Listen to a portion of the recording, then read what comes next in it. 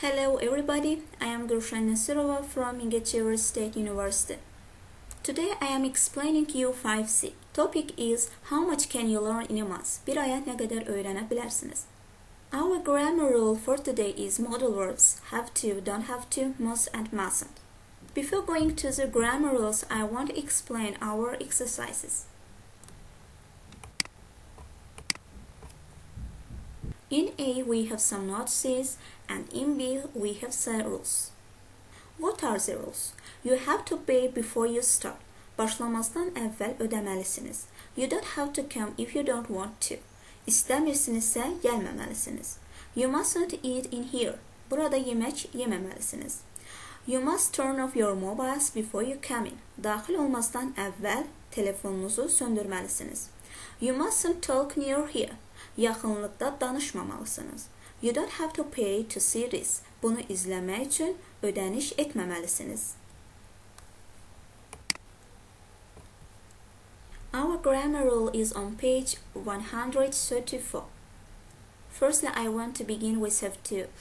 We translate it into Azuri like Malumeli. She has to get up at 7 every day. O hər gün saat 7-də oyanmalıdır. You have to drive on the left in the UK. In order to make negative form of have to, we use to, does, and plus not. For example, we don't have to wear a uniform at this school. Biz bu məktəbdə forma geyinməməliyik. He doesn't have to work on Saturdays. In interrogative form of it, we use do, does at the beginning of the sentence. Do I have to buy a grammar book? Qrammatika kitabı almalıyam. Does she have to study tonight? And pay attention here, we don't use contracted form of have and has. We always use I have to go, not I have to go.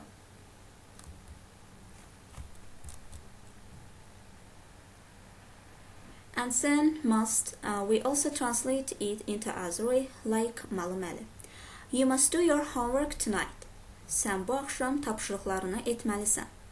You must tidy her room before she goes out. In negative form, we use not after must. You mustn't smoke in class. Sinifdə siqaret çəkməməlisən. They mustn't leave their bags here. The result is that we use them to talk about rules and obligations. Must and have to are very similar, but there is a small difference. We normally use have to for a general obligation. We normally use must when the speaker imposes the obligations. For example, a teacher to students or a parent to children. Mustn't and don't have to have completely different meanings. Let's compare. You mustn't go. It means you can't go. It is prohibited. Qadağan olunub. You don't have to go. You can't go if you want, but it isn't obligatory, necessary. Yəni, hərəkət qadağan olunmayıb. İstəsəz gedə bilərsiniz. Sadəcə vacib olmadığı bildirilir. These are our exercises on modal verbs. After write these exercises yourselves, you can check your answers. I work on Saturday. I don't have to work on Saturday. Jane work very hard. Jane has to work very hard. You wear a uniform. Do you have to wear a uniform? My sister go to school. My sister doesn't have to go to school. I finish this now. Do I have to finish this now? We get up early tomorrow. We don't have to get up early tomorrow. Harry work tomorrow. Does Harry have to work tomorrow? We hurry or we'll be late. We have to hurry or we'll be late. Exercise B. Complete the sentences with have to, don't have to, or mustn't. You don't have to work tomorrow. It is a holiday. You don't have to touch those animals. They are dangerous. We have to take the bus to school. It is too far to walk. The concert is free. You mustn't pay. It is late. I have to go now. You don't have to leave the door open. The cats will come in. You don't have to come if you don't want to. I can go on my own. In Britain, you have to drive on the left. You don't have to be very tall to play football. Now look at page 56. Here we have 7 questions. After reading our article again, you have to answer them. What language did Anna already know? Anna artık hansı dilləri bilir? Why did she choose to learn Polish? Nə üçün o öyrənmək üçün polyak dilini seçir? Where did she do the course? O harada kurs keçir? What did she think was the most difficult thing about Polish? Onun fikrincə polyak dilində ən çətin şey nədir? Where is she going to do the tests? O təcrübə keçirmək üçün hara gedir? What 5 things does she have to do? O hansı 5 işi görməlidir?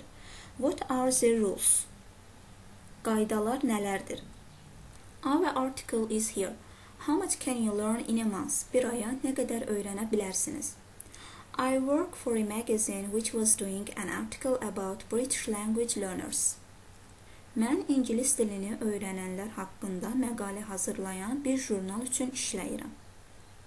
As an experiment, təcrübə olaraq, they asked me to learn a completely new language for 1 month. Məndən bir ay müddətinə tamamilə yeni bir dili öyrənməyimi istədilər. Then I had to go to the country. Sonra mən ölkəyə getməliydim and do some tests to see if I could survive in different situations. Fərqli vəziyyətlərdə sağ qala biləcəyimi görmək üçün bəzi testlər etməliydim. I decided to learn Polish. Mən polyak dilini öyrənməyi qərarı aldım. Because my great-grandmother was Polish and I have some relatives there. Çünki mənim böyük nənəm polyak idi və orada mənim bəzi qohumlarım var idi. I can already speak French and Spanish quite well. Mən artıq fransız və ispan dillərini olduqca yaxşı danışa bilirdim. But Polish isn't a Latin-based language. Ancaq polyak Latın əsaslı dil deyildi. So, odur ki, I knew it would be completely different. Bunun tamamilə çətin olacağını bilirdim.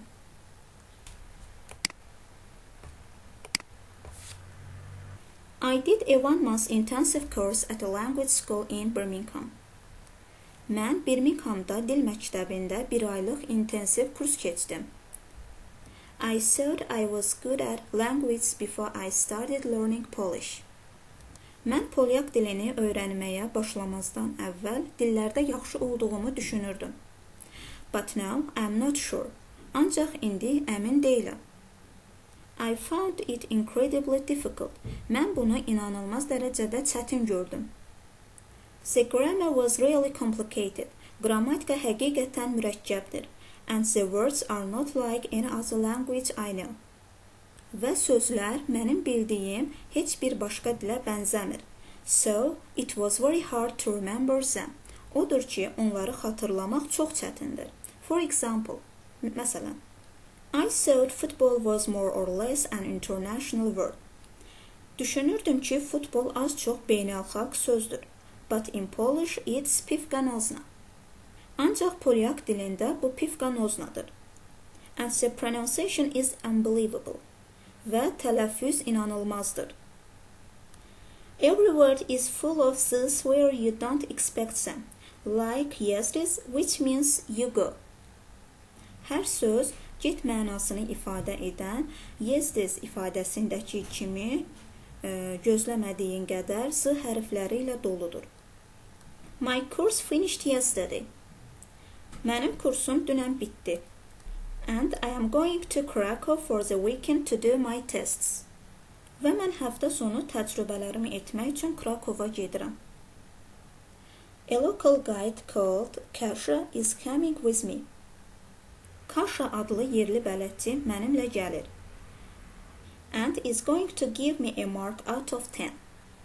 Və o mənə 10 bal əsasında qiymət verəcək. C and D are individual work. You listen and answer to these questions. Which test do you think will be the easiest for Anna? Sizcə hansı test Anna üçün lap asan olacaq? Which will be the most difficult? Hansı lap çətin olacaq? In D, you will mark the sentences true or false and you will correct the false ones. You will also do it independently. Have you ever spoken in English on the phone? Telefonda heç ingiliscə danışmısan? Who to? Kiminlə? What about? Nə haqqında? Have you ever seen a film in English? İngilis dilində filmə baxmısan? Which? Hansı? How much did you understand? Nə qədərin anlamısan? Have you ever spoken to a tourist in English? İngiliscə heç turistlə danışmısan? When? Nə zaman? Why? Nə üçün? Have you ever read an English book or magazine? Heç ingilis dili kitabı yaxud jurnalı oxumusan? Which ones? Hansılar? Have you ever asked for directions in a foreign city? Heç yad bir şəhərdə yolu soruşmusan? Where? Harada? What happened? Nə olub? Have you ever learned another foreign language?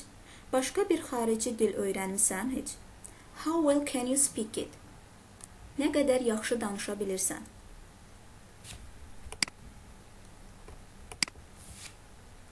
Exercise B. Complete the sentences with one of the words so they are true for you. I am saying first sentence. I am incredibly good at learning languages. That's all for this lesson. Thank you. Goodbye.